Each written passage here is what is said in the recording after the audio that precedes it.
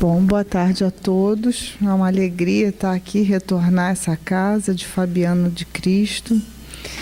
E pedimos que a espiritualidade nos ampare, porque falar de Bezerra de Menezes não é fácil, né? Realmente é desafiador, porque, primeiro, a gente se depara a todo instante com um monte de coisinhas, grandes e coisinhas pequenas dentro da gente mesmo, que já deveria ter consertado, já deveria ter dado um jeito, e não deu, continua sofrendo, chorando, não perdoando. E quando a gente vai ver a história desse espírito, desse homem encarnado, a gente pensa, nossa, ainda estou longe, né? O negócio está distante ainda, mas vamos lá, né? O que a gente vai fazer? Ele é misericordioso, ele entende a nossa pequenez, não é? E essa história começa mais ou menos em 1815, 1820, por aí. Lá na Pátria Espiritual, conforme nos relata o livro Brasil, Coração do Mundo, Pátria do Evangelho. E lá, nesse livro, existe um capítulo inteiro chamado Bezerra de Menezes, é sobre esse espírito. E o capítulo Humberto de Campos começa nos contando que houve uma reunião, e aí a gente está falando muito antes de Kardec, né? Espiritismo, que começou lá em 1850 na França. Nosso passeio começa em 1815, 20, por aí. E houve uma reunião lá com os espíritos que são ligados ao Cristo, inclusive o Ismael, o anjo Ismael, que é aquele responsável, né, pelo Brasil. E estavam ali os discípulos de Ismael naquela reunião. E aí Ismael começou a dizer, olha, nós precisamos de um espírito que vá até a Terra para cuidar das novas revelações, do Evangelho redivivo. Naquela época nem se falava a palavra espiritismo, né? Que foi cunhada lá por Kardec. E nós precisamos de um espírito com fibra, com rigidez moral, com capacidade, com coragem, para que possa dar conta dessa tarefa tão grandiosa que é na Pátria do Evangelho, no Brasil, né? Unir os corações e divulgar a doutrina, essa nova revelação, por terras que são muito extensas, porque o nosso país é continental. Então é muito diferente, né, da França, da Europa, em que cada paísinho é do tamanho do Rio de Janeiro. Portugal é do tamanho do Rio de Janeiro, a França é um pouquinho maior, né? Deve ser do tamanho de São Paulo. E assim fica até mais fácil, né? Porque ali aquele movimento de divulgação fica mais fácil, mas imagina num país como o Brasil. Então deveria ser realmente um espírito muito fortalecido, muito capaz.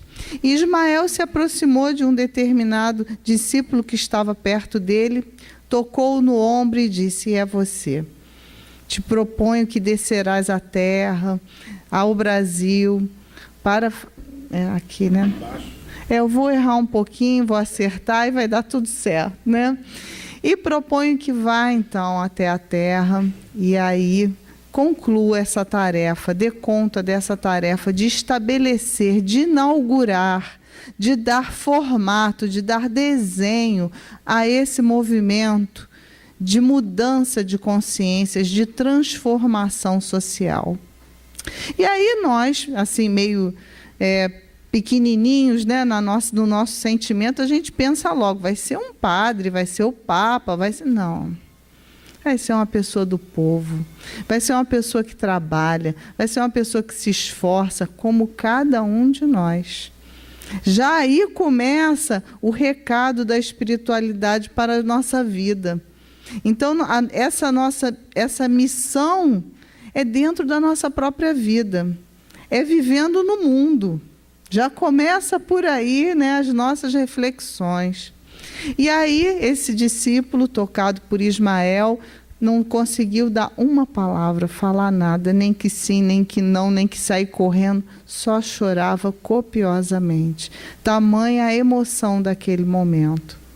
E então, em 29 de agosto de 1831, lá no Ceará, Riacho do Sangue, de sangue, né, numa fazenda Santa Bárbara, nascia Bezerra de Menezes. Adolfo Bezerra de Menezes. Vamos lá, vamos ver se deu certo, viu? Muito bem. E aí está aí. Ele era, o avô dele, o avô do Bezerra, ele era um coronel naquela época, né? E eles tinham lá naquela cidade do Ceará, do interior do Ceará, uma certa influência política, mas ninguém tinha dinheiro ali, como não tem até hoje, né? Opa, caiu. Mas ninguém tinha influência. E esse coronel Bezerra de Souza e Menezes, né, era pai de Antônio Bezerra de Menezes, o pai do Bezerra, que casou com a Fabiana de Jesus. Eu disse, nossa, olha só, né? A gente está na casa de Fabiana, olha a mãe, né, de Bezerra, né? Fabiana de Jesus Cavalcante. E eles tiveram vários filhos. O primeiro, mais velho, Manuel Souza da Silva Soares, que era um intelectual, que foi para Fortaleza, uma pessoa destacada, né? Você vê que aí os espíritos já ajudam, né? Os familiares já têm assim uma pegada de estudar, de conhecer, para ir estimulando aquele espírito que, embora seja um espírito já com uma rigidez moral diferenciada, precisava também de um meio bom para viver. Então, às vezes, a gente não, né, pensa assim, não, Emmanuel é qualquer lugar. Eu acredito que sim, mas se o lugar que ele encarnar tiver pessoas ao seu lado, espíritos ao seu lado, que o incentive a determinada direção, certamente fica mais fácil a tarefa, né?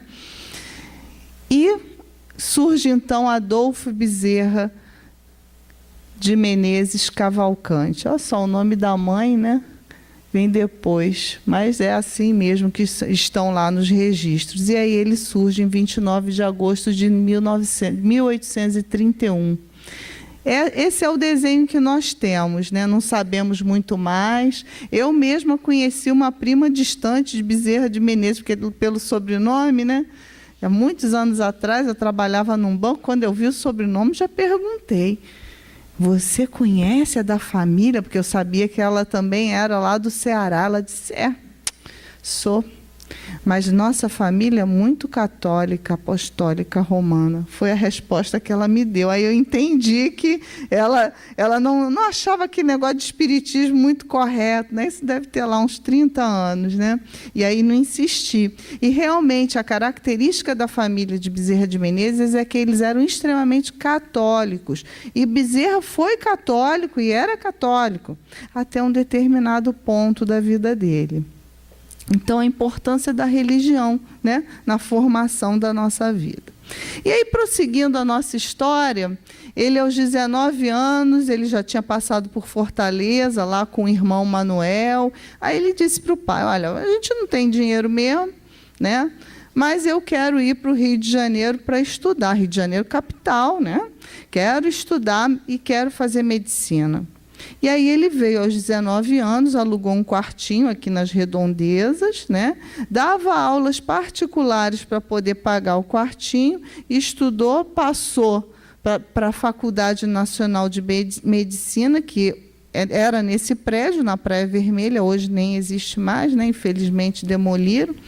E é a atual UFRJ, inclusive na página da UFRJ a gente encontra lá como aluno ilustre. Está lá, Bezerra de Menezes, Adolfo Bezerra de Menezes, como um dos alunos ilustres da UFRJ Medicina. Só que ele passou grandes dificuldades nessa época, né? E há uma história bonita, que com certeza vocês conhecem, em que ele já estava 2 meses atrasado no aluguel daquele quartinho, aquela dificuldade toda. Aí ele orou a Deus, né, católico, fervoroso, pediu para Maria de Nazaré, ele sempre pedia, né, para a Virgem Maria, para ajudá-lo e tudo mais. E, poxa, estou sem aluno, quero dar aulas, não sei o quê. Aí fez a prece, passou um tempo, bateram na porta dele. Aqui que dá aula? Estou precisando de aulas intensivas de matemática.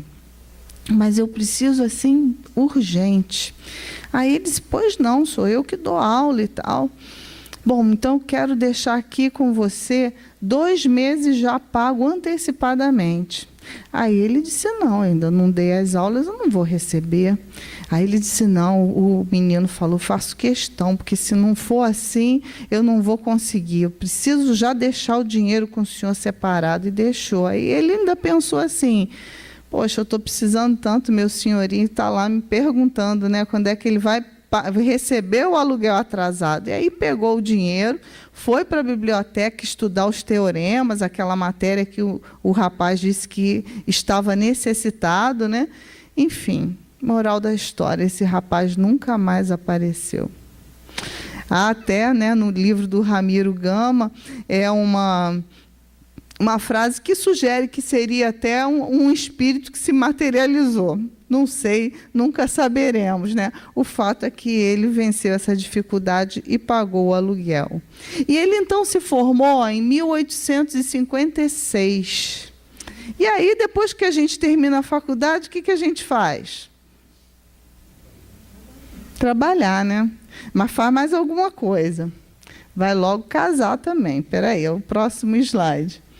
E aí a gente, nesse momento, né, percebe que Bezerra de Menezes é um homem de bem. Lembra daquele capítulo 17 do Evangelho, que fala do homem de bem, né?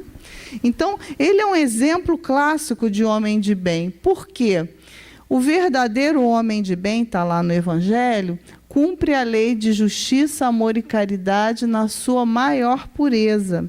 E ele interroga a própria consciência sobre os próprios atos, se feriu ou violou essa lei, ou praticou algum mal, se fez todo o bem que podia, se fez a outrem o que gostaria que lhe fizessem. E já desde aquela época, 19 anos, depois se formou, 20 e poucos anos, 25 anos, ele já trazia esse diferencial. Esse diferencial que muitos de nós ainda precisam incorporar como hábito de vida, que é a sugestão do capítulo 17, que é o sede perfeitos, que é exatamente, nós ao dormirmos, nós pensarmos, vem cá, tem alguém que tem alguma queixa de mim hoje? Eu fiz algum mal a alguém? Ou indo mais além, eu deixei de fazer algum bem a alguém? Que também é outra questão. Então, esse hábito, Bezerra já trazia, né? E essa é a proposta, porque estudar a vida de um espírito desse sem tirarmos proveito prático nenhum, né? Seria aqui um tempo de homenagem justa, mas um tempo, assim, em termos de encarnação, que a gente poderia aproveitar melhor. Então, a ideia é exatamente a gente fazer esses contrapontos, né? Mas aí, casou, né? Terminou a faculdade, vai casar, né?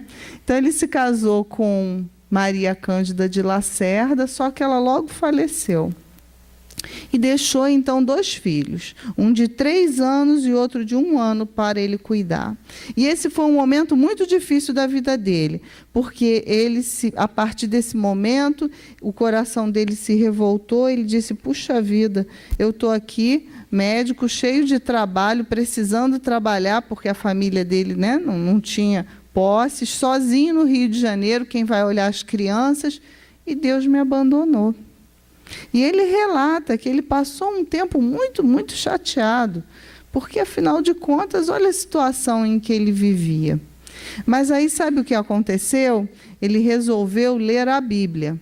E aí ele começou a ler a Bíblia toda, Velho Testamento, Novo Testamento, e foi lendo aquele livro.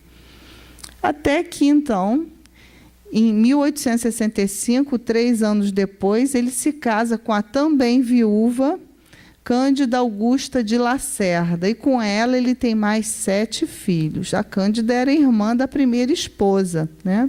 Então, muito provavelmente, até por uma questão de temos que ajeitar essas questões familiares, né? Ele, então, se casou com ela, que foi uma grande companheira, e que nunca reclamou quando ele não cobrava nada nas consultas. Isso acontecia com uma rotina incrível, e ela estava ali do lado dela, né? Porque se fosse outra, ia dizer, nossa, mas você é médico. Como é que a gente pode viver tão mal se você é médico? Você tem que cobrar, se não cobrar, né? Mas ela não, ela realmente era também uma enviada para passar junto com ele aqueles momentos de desafio, pelos quais ambos viveram a vida inteira. E aí, né, voltando no homem de bem, está lá escrito: deposita fé em Deus, o homem de bem, na sua bondade, na sua justiça e na sua sabedoria. E isso Bezerra soube fazer como ninguém. Por quê? Porque não foram poucas as vezes que seus filhos estavam doentes, com febre, e ele atender o filho do outro. Porque ele era médico, ele precisava socorrer aos outros, né? E exatamente por ter fé em Deus, na sua justiça e na sua sabedoria. Bezerra teve um filho que, já depois, na época da faculdade, enlouqueceu. Daí ele escrever, sob o prisma da loucura, o primeiro livro em que ele assinava com o pseudônimo Max. Né? Por quê? Porque ele pôde observar de perto essas questões, né, da obsessão e da loucura. Muito mais tarde que ele escreveu o livro, mas ele já vinha observando o comportamento desse filho. Foram muitas histórias difíceis da vida dele, e ele simplesmente trabalhava. E trabalhava aqui pertinho, 24 de maio, né? Estava aqui pertinho, Farmácia Cordeiro. Ele tinha um amigo, Filgueiras Lima, que é o nome da rua, né? 24 de maio, com Filgueiras Lima, era amigo dele. Aí disse para ele: olha só, Bezerra, fica atendendo ali no sobrado, e aqui embaixo é uma farmácia homeopática. Seu cliente você atende, e aí ele desce aqui para fazer o remédio. Só que o cliente dele, alguns podiam pagar, porque era uma outra característica do consultório dele. Tinha gente rica, tinha gente pobre, tinha gente de todo jeito. Por quê? Primeira coisa, ele era muito amoroso. E segundo, as receitas do Dr. Bezerra davam certo. Ele era um bom médico. Ele era um médico comprometido com o paciente. Então, ele atendia todo tipo de gente de classe social. Então, alguns pagavam a receita, a consulta, outros não. E acontecia de muitos descerem e pagar lá o seu Figueiras, lá na farmácia, a consulta, né? Porque o Bezerra combinou com ele: ó, quando descer, você já cobra aqueles que puderem pagar, você cobra. Os que não puderem, não tem problema. Aí o que ele fazia? Os que não podiam pagar a consulta e também não podiam pagar o remédio era pago com a consulta do outro que tinha mais um pouquinho de dinheiro e pagava. E no final do dia, para o Bezerra, não sobrava nada. Né? Era uma situação de penúria. Mas a esposa Cândida levava aquela situação numa boa. Aí eu queria passar esse videozinho, espera aí que eu acho que... Só fica. É rapidinho. Vai botar um som lá. Tem que botar. Pode. Será que vai sair? Tem que fazer assim. Já está passando? Tá. Quer... Mais. Bota a linguinha para fora. Isso.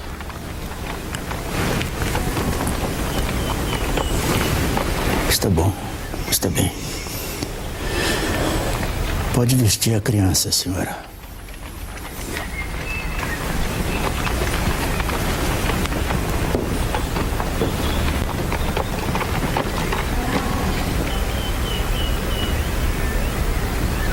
Esses são os medicamentos que a senhora deve comprar. O que a sua filha apresenta tem cura.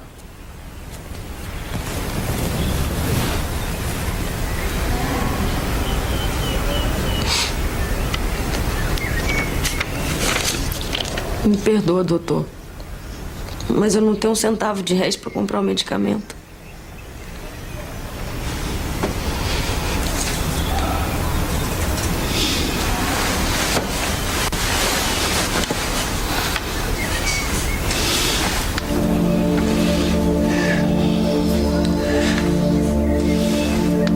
Tome, senhora.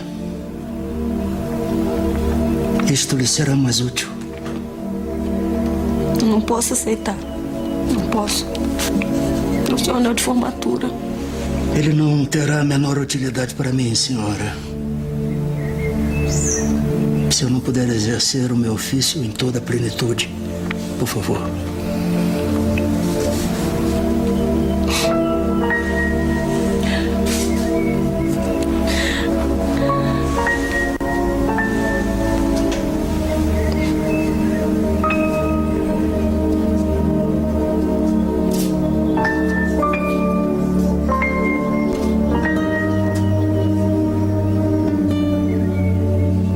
O médico verdadeiro não tem o direito de acabar a refeição, de escolher a hora, de inquirir se é longe ou perto. O que não atende por estar com visitas, por ter trabalhado muito e achar-se fatigado, ou por ser alta noite, mau caminho ou tempo, ficar longe ou no morro.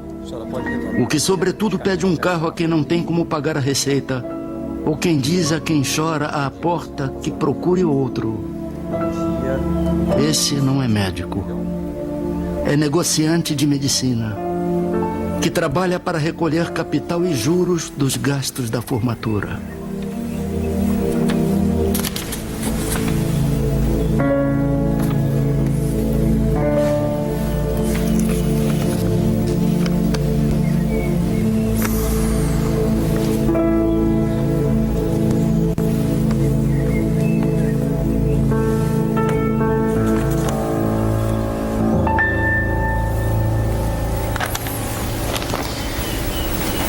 Nós já temos inúmeras dívidas do Dr. Bezerra de Menezes.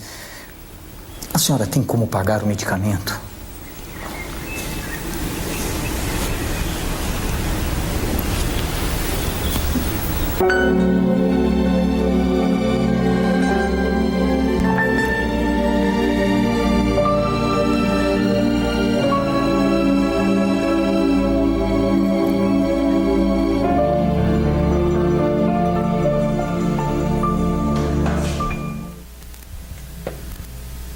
E aí?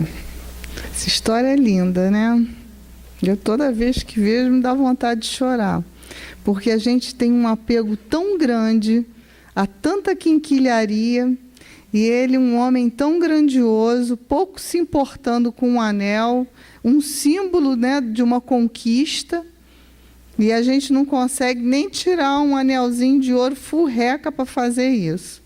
Ele tirou o anel de formatura. Então, mas são ensinamentos, né? Estamos a caminho, né? Treinar o desapego, abrir mão do egocentrismo, né? Não, ele não estava investido da profissão de médico, como nós não estamos, cada um de nós, investidos da nossa profissão. Nós estamos para servir. E foi isso que ele fez, é assim que ele enxergou a profissão que ele escolheu. Eu estou aqui para servir, e servir em plenitude. Então, isso também é o homem de bem, né? Que está lá no Evangelho, encontra satisfação nos benefícios que espalha, nos serviços que presta, no fazer ditosos, alegres os outros, nas lágrimas que enxuga e nas consolações. Isso é Bezerra de Menezes. Está lá no homem de bem, é o nossa bússola, né? Nosso roteirinho para a gente tentar chegar lá. Mas é dessa forma, é com desprendimento, né? E é claro que muitas vezes a gente não consegue se desprender como gostaria, mas é bom lembrar dessa cena, porque aí a gente já vai tentando, né? E ainda mais assim a gente vê tantos inventários, tantas famílias brigando, e aí vê uma cena dessa, né? Quanta economia nós faríamos se fôssemos como ele foi e como ele é. E aí, prosseguindo, eu trouxe também outro videozinho. Espera aí. Esse já vai falar de um Bezerra de Menezes diferente.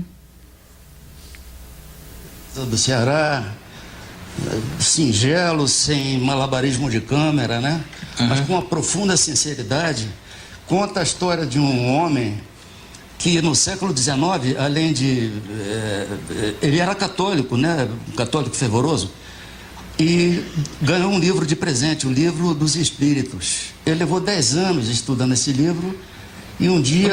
É do Allan Kardec? Allan Kardec, exatamente. Um dia ele faz uma reunião no Salão da Guarda Velha, e naquela época, né, onde o espiritismo comia criança, o espiritismo era o anticristo, enfim. E ele declara-se espírita, para espanto geral, né?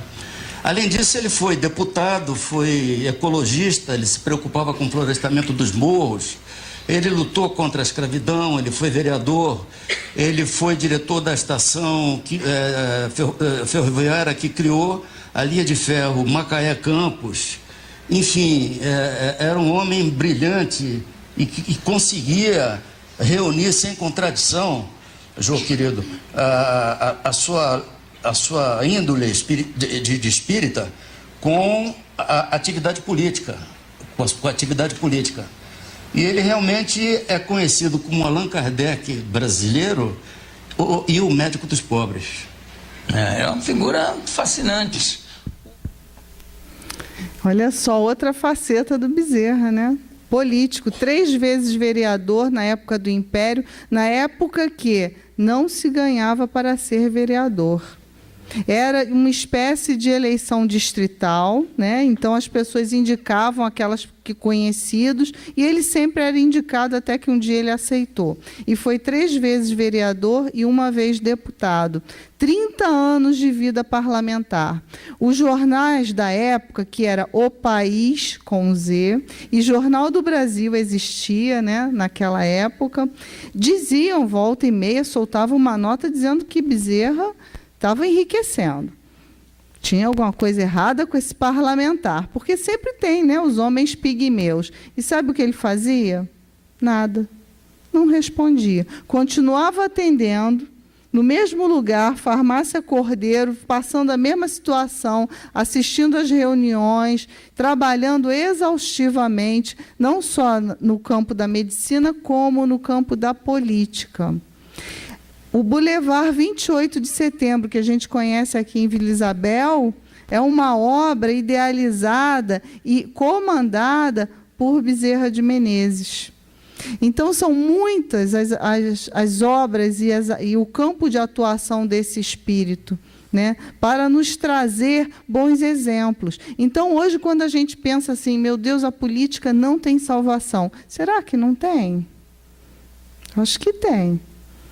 Porque eles estão voltando, porque nós temos o exemplo, porque nós podemos ser melhores, porque nós podemos, com a nossa ação e o nosso otimismo e a certeza que Ismael comanda essa pátria do Evangelho, ter absoluta fé e certeza de que esse panorama todo que a gente vê aí, esse lixo todo que a gente escuta, isso vai acabar. Isso é um momento de catarse e de expurgo, mas isso vai passar. Está aí o exemplo, ele conseguia coadunar a política com o espiritismo, mas é claro, qualquer um com moral pode fazer as duas coisas. O problema é quando não se tem moral, aí não se consegue fazer nada, né? Então, que cada um possa tomar a sua parte e fazer. E aí, prosseguindo, com relação ao Livro dos Espíritos, né, que até o Carlos Vereza comentou. Quando ele pegou o Livro dos Espíritos e começou a ler, olha o que ele disse, que ele lia, mas não encontrava nada que fosse novo para o meu espírito. Entretanto, tudo aquilo era novo para mim. Eu já tinha lido ou ouvido tudo o que se achava no Livro dos Espíritos. Preocupei-me seriamente com esse fato maravilhoso e a mim mesmo dizia, parece que eu era espírita inconsciente, ou mesmo se diz vulgarmente, espírita de nascença, né? Já lembrando das reuniões, né, que ele tinha, já claro, um pleno conhecimento, um domínio sobre essa temática, né? Bastou uma leitura para voltar naquele espírito lá inconsciente todas essas lições que ele já praticava sem ler. Essa é a grande questão, porque isso foi em 1875, ele nasceu em 1831. Então, ele já tinha uma conduta moral, espírita, cristã, desde sempre.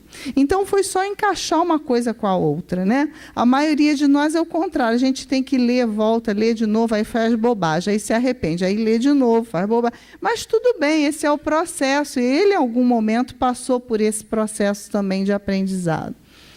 Bom, e seguindo, né? Lá no Homem de Bem, está lá colocado: o homem de bem não alimenta ódio ou rancor. E olha que ele padeceu, hein? Perdoa e esquece as ofensas e só dos benefícios se lembra. Olha como isso é difícil, né? Só dos benefícios a gente se lembrar, é difícil. É indulgente, né? Tem compaixão com os outros, com as fraquezas alheias, porque sabe precisar de indulgência. Então, antes de mais nada, tem humildade em si. Não se achava o rei da cocada preta. E olha que até poderia, né? Médico, vereador, deputado. No entanto, nada disso comovia Bezerra. Bezerra era sempre um homem simples, bom, o médico dos pobres, né? E aí ele desencarna. E ele desencarnou, primeiro ele teve um AVC, ficou numa cadeira de rodas, e no ano de dezembro, ele desencarnou em abril, no ano de abril de 1900, o desencarne foi 4 de abril de 1900, foi uma sexta-feira da Paixão. E ele teve o AVC em dezembro. E ficou numa cadeira de rodas, não falava, ele só se comunicava pelos olhos. E ele passou esse período de dezembro até o ano seguinte, no mês de abril, nessa situação, até que ele desencarnou. E o que aconteceu, afinal? Né, depois que esse homem de bem que esteve entre nós desencarnou. É isso que Divaldo vai contar para a gente daqui a pouco. Mas antes eu quero contar uma história que eu li lá no Ramiro Gama, em que ele foi procurar a sobrinha neta de Bezerra de Menezes, que morava aqui nessas redondezas, no ano de 1942. E ela tinha 12 anos quando Bezerra morreu. E na semana do falecimento dele, ela pediu à mãe dela para levá-lo para visitar. E ela conta que tinha uma cadeira do lado do leito de Bezerra, que todo mundo ia lá, sentava, conversava com ele, as pessoas não saíam de perto dele, que a vibração de paz, de amor era tamanha, né, que ele mesmo naquela situação, ele doava aos outros, né? Você ganhava um passe, ia lá visitar o doente, ganha um passe, olha que beleza, né? Enfim, e aí ela conta que aos 12 anos isso impressionava muito a ela, porque uma menina olhar aquela cena e até gostar de ficar ali perto, né? Como a comunicação de espírito para espírito é importante, como a psicosfera nossa, né? A nossa atitude mental é relevante, muito embora sejamos velhos, feios, ou paralíticos, ou seja lá o que for. Quer dizer, o que importa é a cabeça, né? E ela conta que o dia do desencarne dele eram multidões a acompanhar o féretro, que foi, o enterro foi lá no Caju, né? E até hoje está lá o túmulo de Bezerra de Menezes. E ela disse, o que chamou a atenção, que a população do Rio de Janeiro toda se dirigiu ali. Então, era um homem reconhecidamente bom. Então, vamos ver como é que foi essa chegada lá no plano espiritual? Esse vídeo deve ter uns 2 minutinhos só. E nesse livro que nós temos na mão, O Semeador de Estrelas, de autoria de Sueli Caldas Schubert, há um capítulo muito bonito, muito emocionante, sobre como foi o despertar desse espírito no mundo espiritual. Você poderia, por gentileza, compartilhar conosco e com os nossos telespectadores como foi esse momento do despertar do Dr. Bezerra no mundo espiritual? O missionário desse quilate chegou a experimentar grandes dores enquanto vivia na Terra. Era um processo de depuração do espírito, cada vez ascendendo mais na direção do amor universal. Depois de uma jornada muito sofrida por uma enfermidade pertinaz, ele desencarnou. E foi naturalmente conduzido pelos espíritos nobres ao mundo da nossa realidade. Allan Kardec chama a erraticidade, ao mundo espiritual. Acolhido carinhosamente no que nós poderíamos chamar um lugar de repouso, ele foi despertado gentilmente pelos espíritos nobres que o aguardavam. A primeira esposa, logo depois Celina, a mensageira de Maria Santíssima à humanidade. Naquele momento de despertar, ainda algo aturdido pelo fenômeno da morte, que é sempre uma forma de cirurgia, uma cirurgia total em que nós nos despimos da matéria, ele começou a ouvir vozes que cantavam, que exaltavam seu nome. E naturalmente surpreendido com aquilo, depois das emoções do reencontro, ele perguntou a Celina, mas o de que se trata? E ela, gentilmente, bela, irradiando a pulcritude do mundo espiritual, disse, venha comigo até aqui a sacada da janela. E levando com ternura a um convalescente recém-chegado à pátria da verdade, permitiu que ele visse uma praça imensa, arborizada, jardinada, onde milhares de espíritos estavam exultantes, homenageando-o, porque a notícia correra no mundo espiritual, que naquele instante ele estava de volta. E ele perguntou surpreso, mas de quem se trata? De quem se trata essa multidão? E Celina respondeu, daqueles a quem o teu amor beneficiou.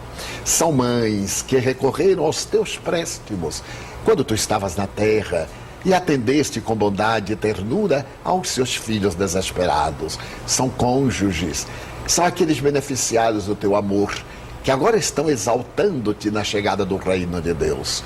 As lágrimas nublaram os olhos. E ele então, muito modestamente, como era peculiar à sua grandeza de espírito, meneou a cabeça e disse, eu não mereço, eu não mereço. Esta é a recepção reservada aos seres angélicos. Mas naquele mesmo dia, depois do sepultamento, eis que ocorre um fenômeno muito singular na sede da Federação Espírita Brasileira, no Grupo Ismael. O médium, que era um instrumento do guia espiritual do Brasil, Ismael, recebe Adolfo Bezerra de Menezes, que retorna pela psicofonia a mediunidade falante para dizer aos amigos de como se encontrava no mundo espiritual. À semelhança de Jesus, guardadas as proporções compreensíveis, era a ressurreição, a vida em abundância, dizendo que de acordo com como vivamos na terra, despertaremos no mundo espiritual, porque a morte não é nenhuma mensageira de transformações. Cada qual morre como vive. Aquele indivíduo que tem uma vida nobre, desencarna de maneira edificante e ressuscita em banhos de luz. Aquele que tem uma vida pervertida, sensualista, perturbada, desperta aturdido, sofrendo os implementos da sua injunção. Pois é, incrível, né? No mesmo dia do sepultamento, ele foi, né, em mensagem psicofônica à Federação Espírita dar suas instruções. E de lá para cá, sempre, Bezerra de Menezes nos acompanha. Nos acompanha nas reuniões anuais federativas da Federação Espírita Brasileira em Brasília, sempre ele dá as mensagens de orientação ao movimento de unificação espírita. Nos acompanha, né, quando o Divaldo vem ali no André Luiz, né, há quase 70 anos, né, não sei exatamente o tempo, mas com certeza mais de 50 anos, ele tem, né, no final, ele passa as instruções psicofônicas pelo médium Divaldo Pereira Franco. Ele é democrático, né? Ele cuida lá do topo do movimento, mas ele olha aqui por todos nós. Existem vários livros que descrevem as equipes socorristas de Bezerra de Menezes que nos acolhem nos momentos mais difíceis. E essas histórias são descritas basicamente por Manuel Filomeno de Miranda nos seus livros sobre obsessão. Então, são equipes que vêm nos acolher, nos cuidar. Ele não nos desampara. Histórias de pessoas em qualquer lugar, de qualquer forma. Basta apenas que tenha um coração sincero. Basta apenas que tenha um sofrimento relevante. Ele não está aqui para cuidar das nossas vaidades. Ele está aqui para cuidar das nossas dores, como sempre esteve. Hoje, 186 anos após o desencarne, nós podemos dizer: Bezerra de Menezes continua cuidando da gente. Ele continua lá no seu consultório nos atendendo, dando para a gente, para cada um de nós miseráveis da alma, o seu anel de formatura, que hoje está simbolizado nos seus atos, nas suas histórias, nessas belezas, nessas maravilhas que tanto nos ajudam. Por isso, nós devemos ter uma grande gratidão a esse Espírito. E mais, ter a noção de que, se Ismael permitiu que Bezerra continuasse cuidando do movimento espírita brasileiro, de todos nós que somos necessitados, é porque existe um plano de Jesus maior para todos nós nas nossas vidas. E nós, muito antes de continuar pedindo que Bezerra nos socorra, que Bezerra nos ajude, que Bezerra isso, que Bezerra aquilo, a gente precisa tomar a nossa parte nesse cenário, fazendo como ele, ajudando, dando o nosso anel de formatura, nos desapegando dos nossos ódios, das nossas mágoas, das nossas dificuldades, dos nossos ressentimentos, dos nossos ciúmes, das nossas invejas. Isso é dar o nosso anel, deixar para lá. E transformar essa nossa vida de espíritas do movimento naquilo que Jesus, o Espírito de verdade, pediu para nós. Ele disse que os seus discípulos serão reconhecidos por muito se amarem. Sei que precisamos de muito mais tempo ainda, e para mim também, né? Falo isso, e me incluindo nessa história toda, mas vendo uma história dessa, é a absoluta certeza que esse é o único caminho da felicidade. Não existe outro. Qualquer outro caminho que venha a nos oferecer mais fácil, mais rápido, é um caminho fantasioso, é um caminho de ilusão. O caminho da felicidade dói. O caminho da felicidade desacomoda. Exige que a gente passe por cima de nós mesmos muitas vezes durante a nossa vida. Exige que a gente passe por cima do nosso orgulho, da nossa vaidade, do nosso ciúme, muitas vezes na nossa vida. Mas é o caminho da felicidade.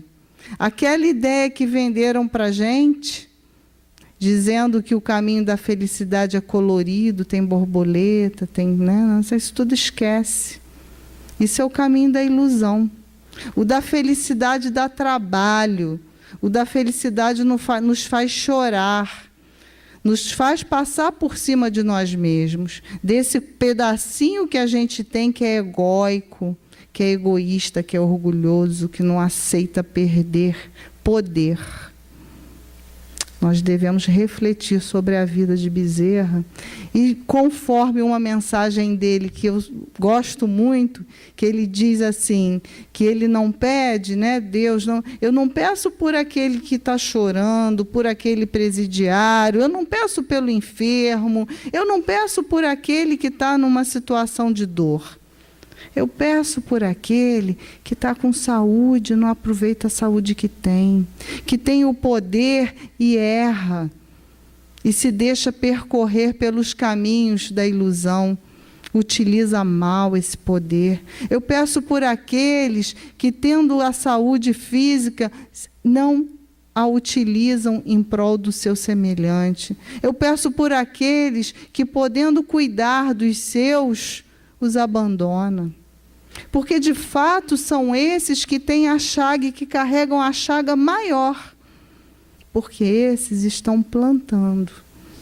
Então, que possamos, como Bezerra fez, abraçar as nossas dores e fazer delas, das nossas dores, das nossas dificuldades, a nossa redenção. Essa é a grande mensagem que esse Espírito traz na sua vida de encarnado e, sobretudo, na sua vida de desencarnado ao nosso lado. Porque ele, quando finaliza suas mensagens do Pai humilíssimo Bezerra, antes disso, Sempre existem palavras de incentivo, sempre existem palavras de consolo, porque Ele sabe que os ouvintes dele, nós, estamos chagados, estamos carregando, nesses momentos de transição, dores muito grandes. E aí Ele vem nos consolar. O nosso papel é nos alegrar e saber que estamos no caminho da felicidade, porque a felicidade, o caminho dela, não é de alegria, a felicidade é o resultado, mas o caminho para chegar no resultado é de esforço. Então, vamos como Jesus falou, né? Tomar as nossas dores e seguir no caminho que Jesus, o nosso mestre querido, que permitiu que estivéssemos com Bezerra, nos ajude. Que Bezerra, nosso querido médico, continua cuidando de todos nós, nos auxilie e que possamos ter sempre forças, né, para nos renovarmos com essas histórias de Deus, essas histórias benditas. Muito obrigada.